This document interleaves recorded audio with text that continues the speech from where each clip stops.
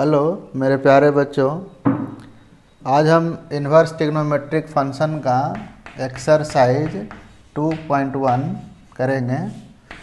Already previous video में हम कुछ क्वेश्चंस हम किए हैं, क्वेश्चन नंबर 1 to 9, बट हम उसको फिर से आपके लिए फ्रॉम वेरी बिगनिंग उसको फिर से हम सॉल्व करेंगे। ठीक है। क्वेश्चन कह रहा है find the principal values. Principal values हम लोगों को बताना है। ठीक है, प्रिंसिपल वैल्यूज।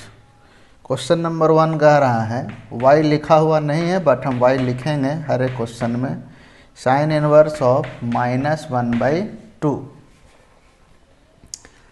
अब जैसा कि हम कल ही डिस्कस कर चुके हैं कि मान लीजिए कि ये हमारे पास 4 क्वाड्रेंट है, ये 0 है, ये π/2 है, यहाँ पाई है और यहाँ पर लिए -π/2।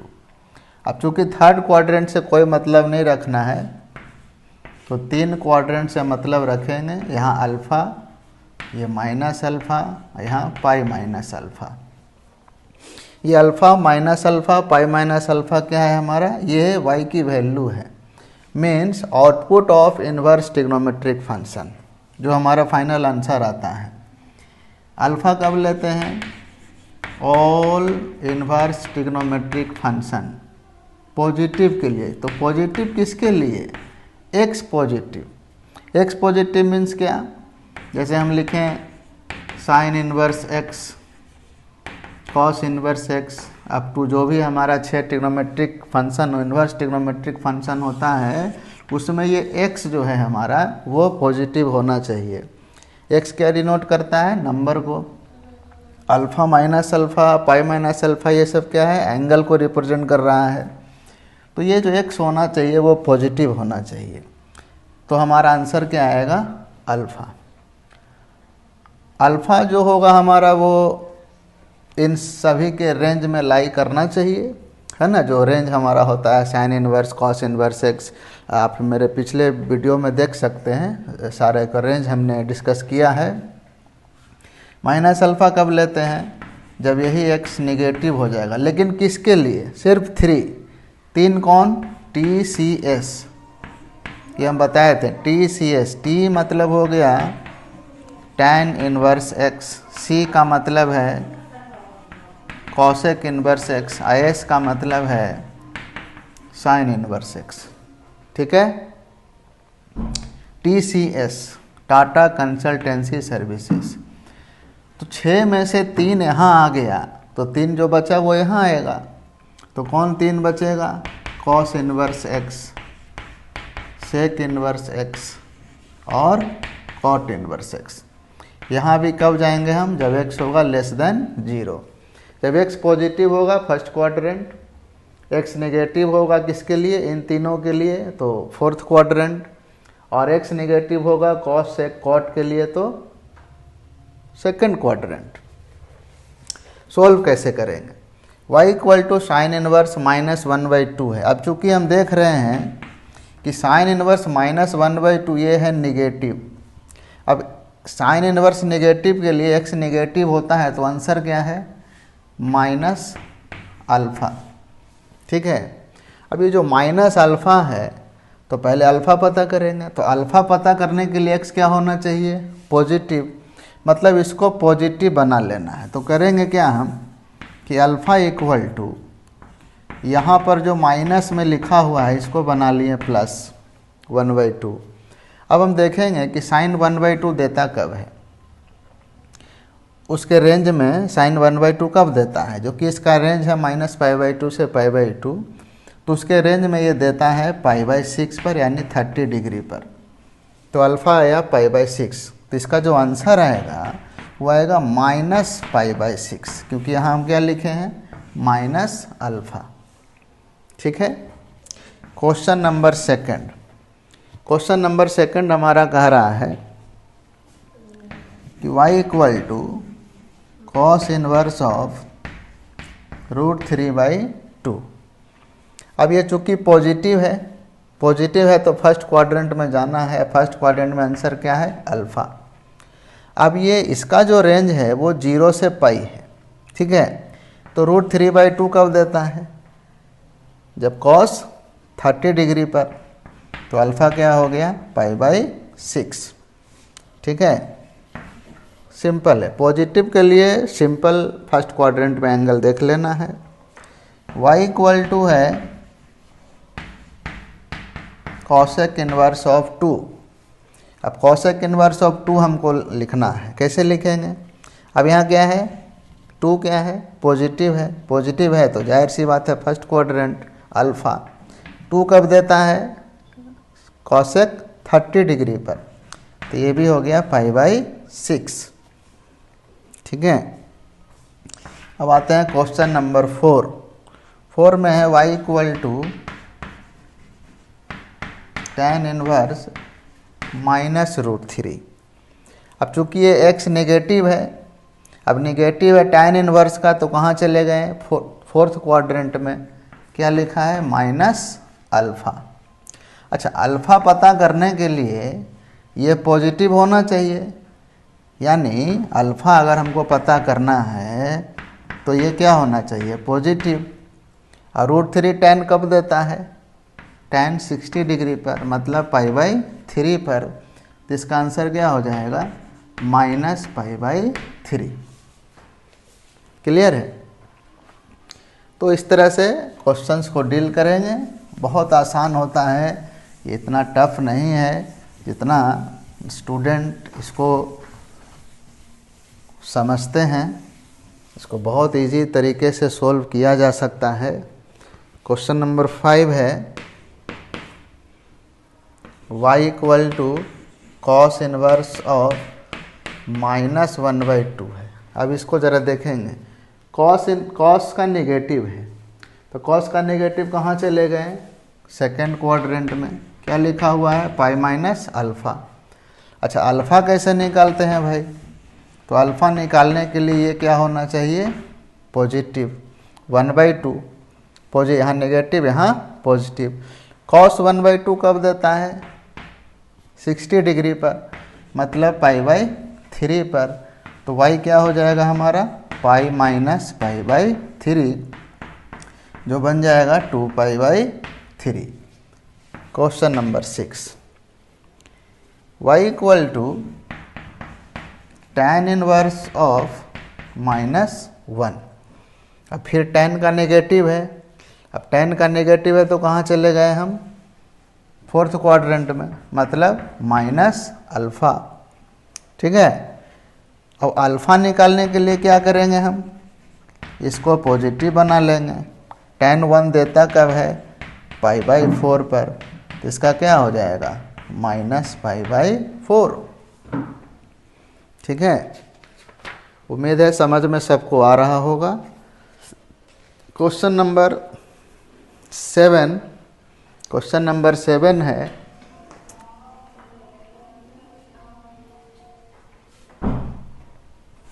सेवन नंबर क्वेश्चन देखेंगे।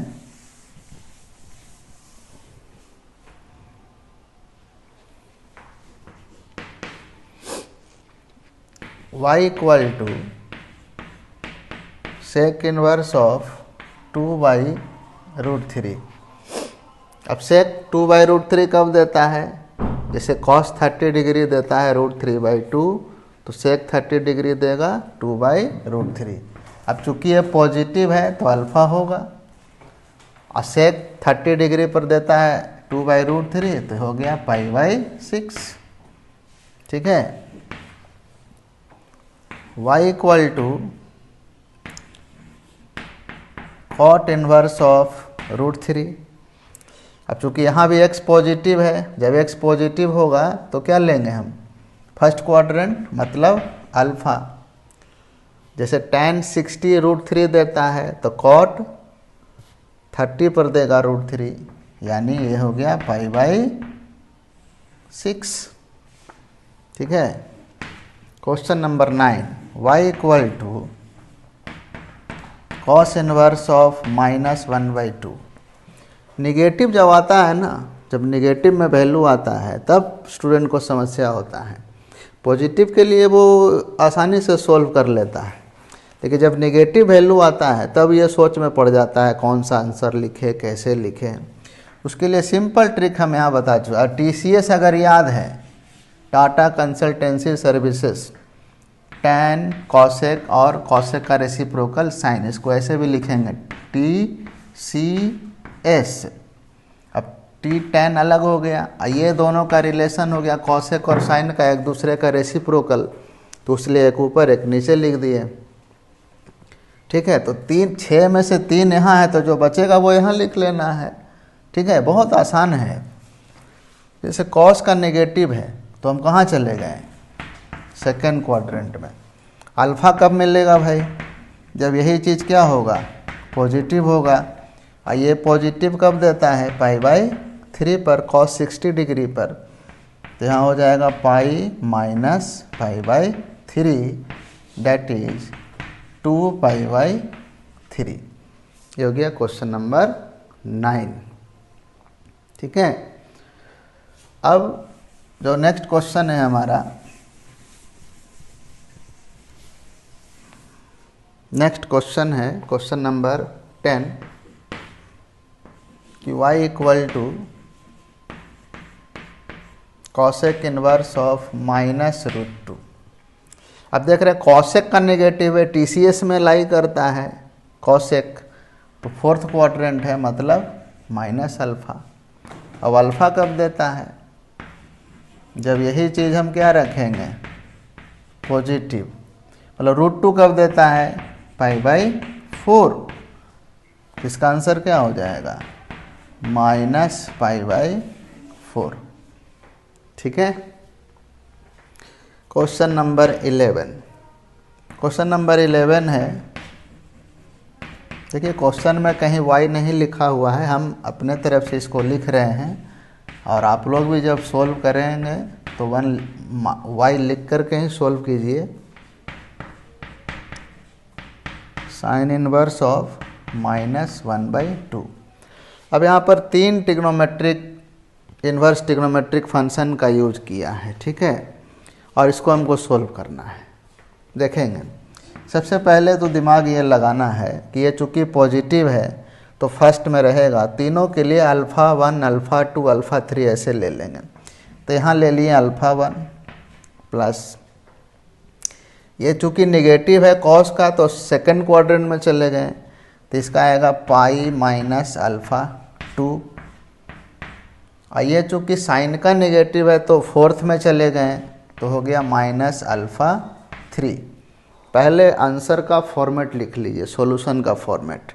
ठीक है, अब हमको पता करना है α1 चूँकि पॉजिटिव है, 1 कब देता है, π/4, tan π/4 plus pi minus α2 positive कब देता है, cos 1/2 कब देता है, 60 डिग्री पर, तो आ गया π/3 प्लस माइनस साइन 1/2 कब देता है, 30 डिग्री पर, π/6। क्लियर है। अब इसको सिंप्लीफिकेशन ही करना है सिंपली, अब तो कुछ रहा नहीं इसमें, अब सिंपल सिंप्लीफिकेशन है। तो अब इसको ऐसे करेंगे, इसको हम लोग π/4, पाई माइनस ये हो जाएगा 2π/3, ये हो गया -π/6।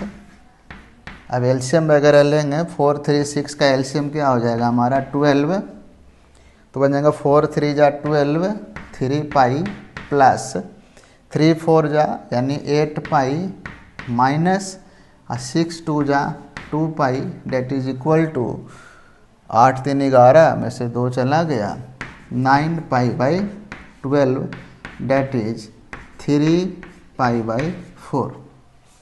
हमारा फाइनल आंसर हो गया। ठीक है, ये हो गया क्वेश्चन नंबर 11। अब हम देखेंगे क्वेश्चन नंबर 12। 12 कह रहा है y equal to cos inverse 1/2 plus 2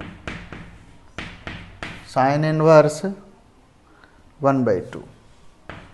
ठीक है, तो y इक्वल टू, अब चूंकि ये पॉजिटिव है कॉस का तो जाहिर सी बात है फर्स्ट क्वाड्रेंट ही होगा।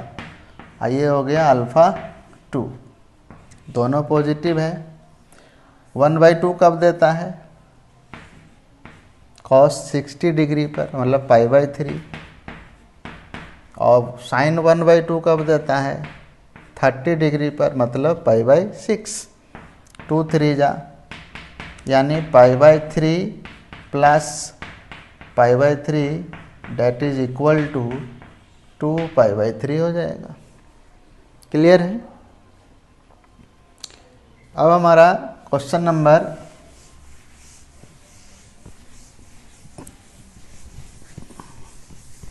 जो नेक्स्ट क्वेश्चन है हमारा, क्वेश्चन नंबर 13, तो बहुत आसान है, तो डायरेक्ट मतलब दे दिया है कि sine inverse x equal to y लिखा हुआ है, तो ऑप्शन बताना है कि y क्या होगा। अब जाहिर सी बात है y तो हमारा रेंज होता है, तो y जो रेंज होगा वो y किसके कहाँ लाई करेगा भाई?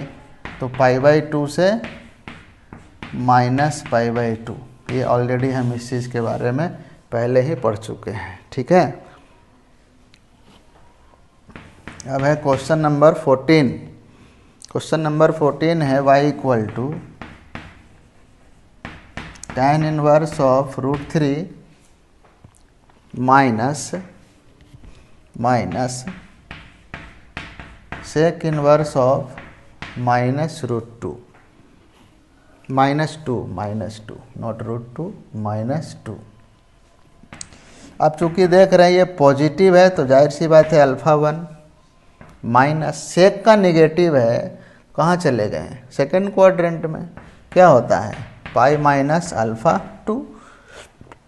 अब अल्फ़ा 1 क्या होगा भाई? तो √3 कब देता है? tan 60 डिग्री पर, तो लिख दिए π/3 माइनस पाई माइनस अल्फ़ा 2, यानी इसको अल्फ़ा निकालने के लिए इसको पॉजिटिव बनाना होगा। 2 कब देता है? जैसे cos 60 डिग्री पर देता है 1/2, तो sec 62 हो जाएगा, यानी π/3।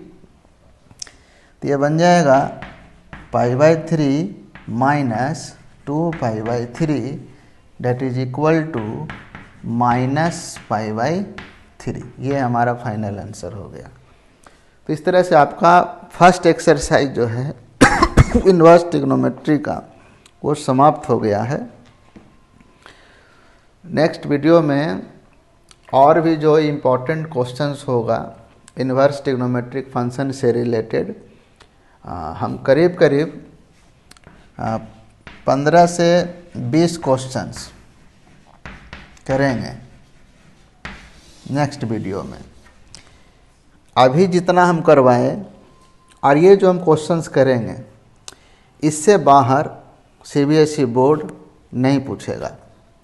ठीक है, और एक लेक्चर मेरा होगा सिर्फ ग्राफ से रिलेटेड, कि इन्वर्स ट्रिग्नोमेट्रिक फंक्शन से रिलेटेड जितना भी ग्राफ है सिर्फ उसका ही वीडियो बनाएंगे और उसको अच्छे से समझने का प्रयास करिएगा, क्योंकि ग्राफ से रिलेटेड भी क्वेश्चन आता है MCQ में, तो उसका अलग से वीडियो बनाएंगे और एक एक ग्राफ को बिल्कुल बारीकी से ऑब्जर्व करेंगे, ताकि एग्ज़ाम में ग्राफ से रिलेटेड अगर कुछ सवाल आए तो हमसे छूटे नहीं, और हम इस चैप्टर से जितना भी सवाल पूछे उसको बनाने में हम सक्षम हों।